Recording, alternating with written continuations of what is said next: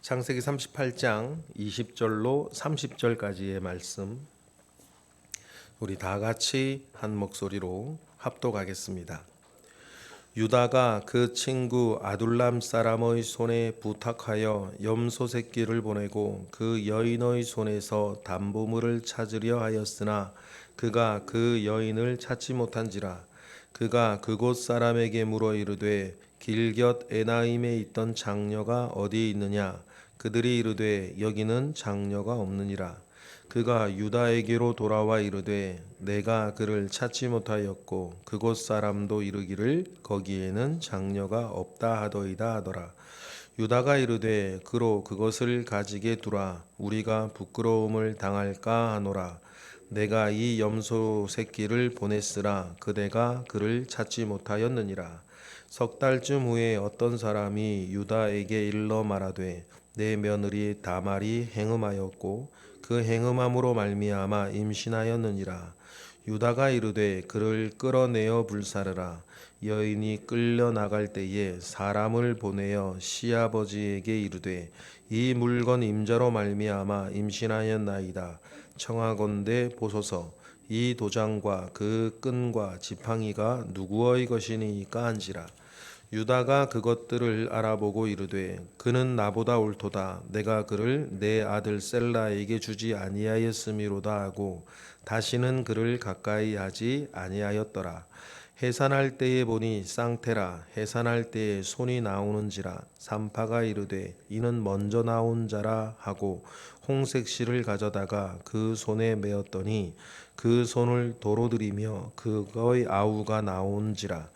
산파가 이르되 내가 어찌하여 터뜨리고 나오느냐 하였으므로 그 이름을 베레스라 불렀고 그의 형 곧 손에 홍색 실 있는 자가 뒤에 나오니 그의 이름을 세라라 불렀더라. 아멘. 요셉의 이야기가 진행이 되다가 갑자기 유다가 며느리와 행음하는 느닷없는 사건이 일어나고 있습니다. 이 일이 갑자기 이 이야기가 여기 왜 끼어들었을까? 여러분 크게 두세 가지 의미를 우리가 찾을 수 있는데 먼저 결론적으로 그런 이유는 유다가 가나안 여인들의 그 며느리 그 일들로 인해서 자손이 태어나는 그 일들은 암시해 주는 게 있어요. 앞으로 이 집안의 영적 장자권은 유다 집안으로 흘러가는 것이고 그 영적 장자권이 베레스라고 하는 그 아이를 통해서 어떻게 흘러가는지의 내용을 밝혀주는 그것 있습니다. 그 내용이 가장 중요하겠고 또 맥락 안에서 보면 완전체 이스라엘 12아들이 애굽으로 가게 되어지는 중요한 사건, 그 사건의 어떤 징조이기도 해요. 이게 무슨 말이냐면 여러분 죄악은 말입니다. 반드시 자국을 남깁니다. 상처를 남겨요. 남의 죄뿐 아니라 심지어는 자기 죄도 여러분 상처를 남깁니다. 이걸 만만하게 생각하시면 안 돼요. 내가 없는 양 딴 데 보고 있거나 다른 사람이 어떤 이유에서건 나에게 말을 안 한다 하더라도 다른 사람의 죄와 나의 심지어는 죄도 상처라는 것을 남깁니다. 그 상처는 반드시 영향력을 가지게 돼 있어요. 영향력을 가지게 돼 있습니다. 그러면 보십시다. 유다는 형제들과 더불어서 동생을 인신매매하는 죄를 짓습니다. 이건 상처를 남겨요. 형제 간에도 상처를 남기는 거고 유다 자기에게도 상처를 남기는데 그 상처가 어떻게 드러났냐면 유다가 야곱 집안을 떠나버린 것으로 나오는 거예요. 그런데 보세요. 지금 유다는 야곱의 집안을 떠났는데 나중에 가뭄이 들어서 야곱 집안이 애굽으로 갈 때는 같이 산단 말이에요. 그러면 왜 떠나게 되고 왜 합류하게 되었을까? 그 내용을 우리에게 설명을 좀 해줘야 되는데 떠나게 된 건 뭐 때문이에요? 형제들과 자기 죄 때문인 거예요. 이런 집안, 자기도 거기에 담당했으면서 여러분 유다는 스스로 자위할 수는 있어요. 그래도 나는 죽이지는 않았다. 뭐 이렇게 자위할 수는 있는데 그러면 죽이지 않았다고 죄가 안 되는 겁니까? 여러분 영적 원리를 좀 뭐 아셨으면 좋겠어요. 어떤 죄라도 죄는 상처를 남깁니다. 자국을 남겨요.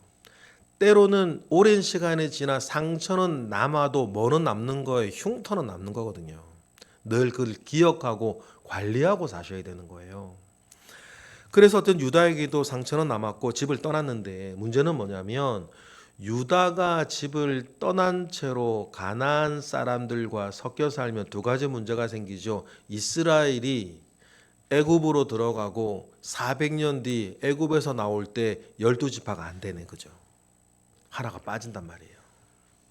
두 번째, 이 장자권이 루벤, 시므온, 레위로 넘어가지 못하고 유다로 가야 되는데 유다가 그러면 그 일들로 가나안화 되어 버리면 이스라엘 또 내려가야 됩니까? 아니면 무엇인가 유다가 되돌려져야 되겠어요.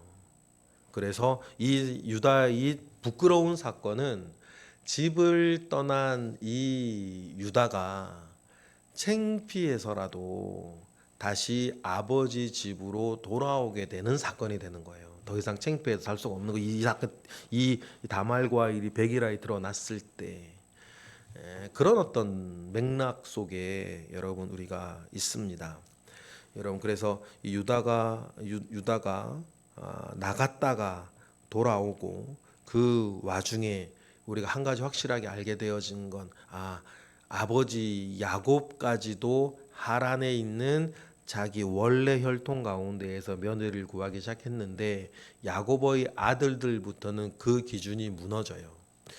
그 기준이 무너지니까 최소한 어떤 면에서는 가나안에 계속 사는 것보다는 애굽으로 옮겨지는 게 혈통적으로 또 도움이 되겠고 그리고 또 이것이 무너질 수밖에 없었던 이유도 있죠. 야곱이 했던 일들로 인해서 더 이상 하란에 있는 자기 혈통과 결혼 교류를 하기는 어려워져 버렸죠. 그 일들이 있었으니까.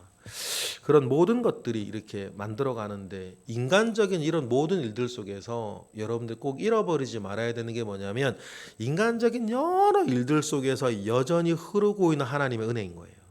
하나님의 섭리인 겁니다. 하나님은 지금 우리도 왜 그 하나님의 섭리의 손길을 늘 우리가 바라볼 줄 아는 영안이 필요하냐면 우리의 삶도 마찬가지이기 때문이에요. 우리의 삶도 여러 일들이 있지만 여러분 기억하세요? 그 밑에 흐르고 있는 하나님의 은혜, 거기서 작용하고 있는 하나님의 섭리. 그래서 우리의 잘잘못과 우리의 흉어물에도 불구하고 하나님의 일은 여전히 이루어져 가고 있다는 것을 창세기 묵상을 통해서 우리가 보시는 거예요. 한 집안을 통해서 말이죠. 여기 한 집안 등장인물 중에 완벽한 사람 누가 있고 완벽한 아기는 누가 있어요. 그런 일들 속에서 하나님은 여전히 일하고 계신다라고 하는 것을 여러분 기억하는 것도 중요하겠습니다. 어쨌든 유다입니다. 유다가 사실은 위기예요. 영적으로도 위기, 육적으로도 위기. 그러면 하나님은 유다를 되돌리셔야 됩니다. 어디로요? 야곱 아버지 집으로. 되돌릴 수 있게 되는 그 사건을 우리 계속 읽고 있어요. 여인이 나오죠. 20절 읽어보겠습니다. 유다가 히라에게 부탁을 하는데 친구인데 사실 친구면 약간 꼬북 느낌 있어요, 그죠? 20절 읽어볼까요? 다 같이 시작. 유다가 그 친구 아둘람 사람의 손에 부탁하여 염소 새끼를 보내고 그 여인의 손에서 담보물을 찾으려 하였으나 그가 그 여인을 찾지 못한지라라고 하면서 유다가 친구에게 부탁을 해요. 자기는 창녀인 줄 알았는데 친구한테는 여인이라고 어줍잖게 말하죠. 애매하게 말하는 거예요. 자기도 부끄럽다는 거죠. 그런데 이제 21절에 보니까 아둘람 사람 히라는 두 가지겠죠. 자기 체면 때문인지 평소 자기가 알던 유다 때문인지는 알 수 없는데 원래 이제 번역을 좀 정확하면 신전창녀라 그래야 되는데 21절 우리 읽어보겠습니다. 여기 히라가 사람을 찾는데 21절 읽어볼게요. 그가 그곳 사람에게 물어 이르되 길곁 에나임에 있던 장녀가 어디 있느냐? 그들이 이르되 여기는 장녀가 없느니라 라고 해서 다른 쉬운 번역들을 보면 여기에 신전창녀라고 돼 있어요. 근데 이제 유다가 다말을 이렇게 다말과 통관을 하게 될 때는 그냥 신전 장녀가 아니라 사창가에 있는 그런 장녀 단어가 다르죠. 신전 장녀의 철을 찾아요. 근데 22절에 보면 당연하죠. 신전이 없으니까 당연히 신전 장녀는 없어요. 22절 읽어보겠습니다. 시작. 그가 유다에게로 돌아와 이르되 내가 그를 찾지 못하였고 그곳 사람도 이르기를 거기에는 장녀가 없다 하더이다. 신전 장녀가 없다는 얘기를 하는 겁니다. 신전 장녀가 없습니다. 얘기를 해요. 신전이 없으니까 신전 장녀는 당연히 없는데 왜 히라는 신전 장녀를 찾았을까? 이건 좀 미스테리예요. 그런데 유다가 일이 좀 잘못 돌아간다는 것을 이때 느껴요. 그래서 자기 나름대로의 일종의 보험을 듭니다. 어떤 엄습해오는 불안감이 유다에게 있었던 것 같아요. 근데 그것이 며느리와 관련된 일이라고 하는 것은 상상도 못했을 거고 모종의 불안을 느껴서 자기가 딱 들어오는 보험 같은 게 뭐냐면 나는 값을 치렀다는 거예요. 그렇죠? 23절이 그 내용입니다. 23절 읽어보겠습니다. 시작. 유다가 이르되 그로 그것을 가지게 두라. 우리가 부끄러움을 당할까 하노라. 내가 이 염소 새끼를 보냈으나 그대가 그를 찾지 못하였다라고 하고 유다 입장은 그래도 값을 치른 양 염소 새끼를 도로 가져오지 않고 히라에게 남겨두는 거예요. 여러분 이렇게 어줍잖게 사는 게 약간 믿는 이로서는 약간 채통머리 없는 거예요. 여러분 우리가 무엇인가 좋지 아니한 일을 대비해서 무언가를 자꾸 보험 들어가는 거 있잖아요. 그게 나쁘다고 할 수는 없는데 믿는 이로서는 채통 없는 겁니다. 믿는 이 하나님 사람의 삶은 뭐예요? 예면 예고 아니면 아닌 거지. 맞습니까? 하나님 사람의 삶은 특징이 있어요. 예면 예고 아니면 아닌 거지. 거기에 무언가 어떤 자기의 부끄러움이나 자기의 무언가를 이렇게 커버하기 위해서 보험 들어놓고 사는 거 이런 거 있잖아요. 건강보험 들지 말라는 얘기는 아니고 이렇게 자기의 체면이나 부끄러움을 자기 술수를 감추기 위해 자꾸만 보험 들어놓고 사는 사람 있잖아요. 그것을 막 딱 명확하게 죄라 그러진 않는데 성경에서 우리가 믿고 따를 만한 사람의 삶은 이런 건 아닌 거예요. 예면 예고 아니면 아닌 거지. 성경이 우리에게 말씀하시는 건 그겁니다. 그렇게 해서 일단락 되는가 했어요. 그런데 어떤 사람이 24절 며느리의 임신 소식을 알리는데 참 유다 마치 기다렸다는 듯이 24절 읽어볼까요? 시작. 석 달 후에 어떤 사람이 유다에게 일러 말하되 내 며느리 다말이 행음을 하였고 그 행음함으로 말미암아 임신하였느니라. 유다가 이르되 그를 끌어내어 불사르라 그러는 거예요. 그런데 여기서 굉장히 유다가 저는 이제 사람들 여러분도 많이 경험을 했을 텐데 무언가 자기가 어떤 자기 속에 분노가 있고 상처가 있고 자기 죄가 있을 때 유사한 내지 또 다른 죄를 만났을 때 급격하게 분노하는 사람들을 봐요. 그런 사람들을 보면 그 자기의 폭발하는 분노로 자기의 다른 죄악이나 부끄러움을 감추려 한다는 것을 많이 느껴요. 그리고 굉장히 많이 봅니다. 심지어 교회에서도 그런 거 많이 느껴요. 막 폭발하는 분노는요, 자기의 다른 죄악을 감추기 위한 경우가 되게 많아요.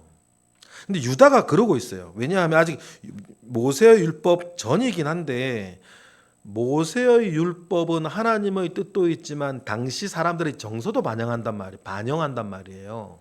그러면 가늠을 한 사람에 대한 정서적 반응은 돌로 쳐 죽이는 거예요. 그런데 유다는 뭐라 그래요? 불사르라 그래요. 그런데 행음을 한 사람 중에서 불사르라고 명하는 건 두 건이 있어요. 첫 번째 뭐냐면 제사장의 딸들이 행음했을 때 불사르는 거고, 두 번째 뭐냐면 한 사람이 어머니와 딸을 동시에 통간하고 강간했을 때 불사르라 그러는 거예요. 그러니까 뭐냐면 보통의 어떤 강간이나 간통보다 더 극악한 것에 대해서는 불사르라 그러고 나머지 뭐 돌로 쳐 죽이는 거예요. 석형이란 말이에요. 그런데 24절의 유다를 보면 느닷없이 불사르는 거예요. 이걸 보면 여러 가지를 알 수 있는데 유다가 마치 기다렸다는 듯한 느낌도 있고, 왜 기다렸다 그러냐면 며느리에게 자기의 막내 아들이 자라면 주겠다라고 하면 며느리잖아요. 그러면 원래는 뭐냐면 자기 집에서 보살펴야 되는 거예요. 그죠? 자기 집에서 보살피면서 크면 주는 건데 며느리는 보내놓고 셀라가 크면 주지도 않은데 또 뭐가 있냐면 양털 깎으러 며느리가 사는 동네에 갔죠. 그럼 여러분 어떻게 하시겠어요?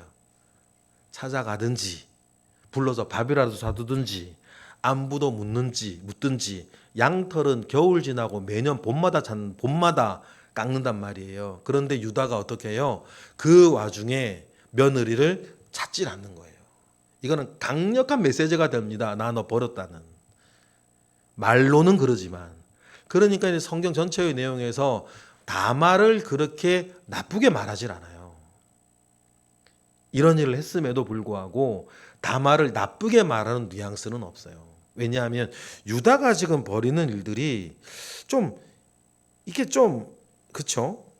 이렇게 그러니까 유다가 지금 처음부터 거짓말 해놓고 이렇게 자기 체면만 자꾸 차리려고 하는, 며느리 건에 대해서도 그렇고 장기 건에 대해서도 그렇고 자꾸만 뭔가 자기의 부끄러움과 자기의 속셈을 가리우고 자꾸 다른 일을 벌이는 사람이 이런 일들을 많이 하는 거예요. 보험 들어놓고 자꾸 말이에요.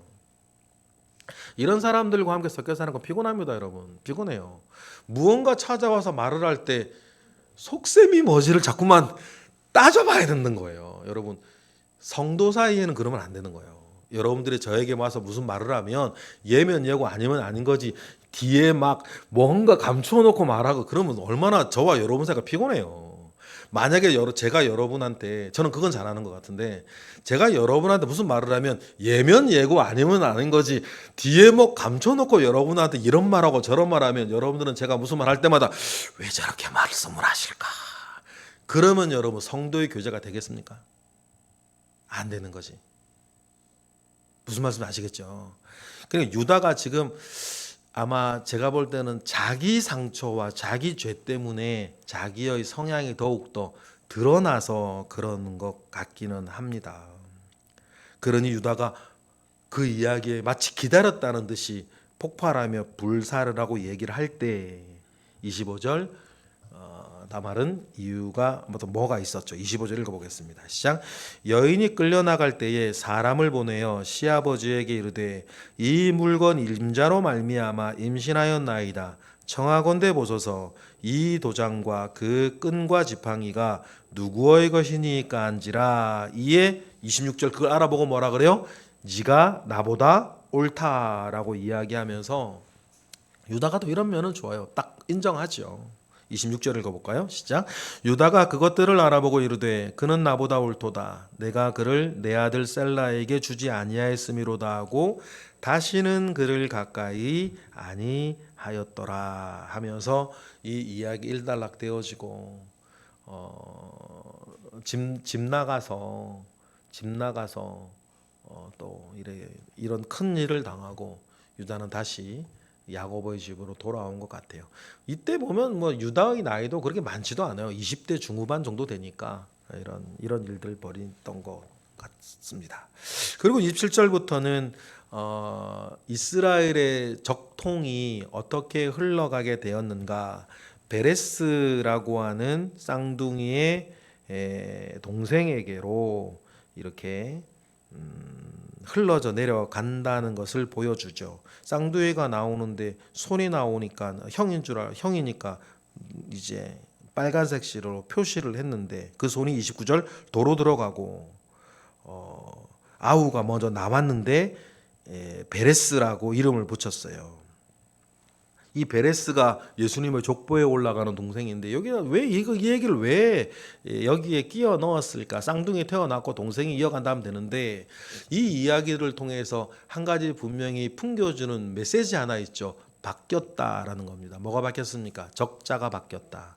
그러면 루벤으로부터 내려오는 그 적자가 유다야로 바뀐 것처럼 이 쌍둥이여 이 들어갔다가 나온 요 손으로 적자가 바뀌었다라고 하는 것을 암시하고 보여주는 것입니다.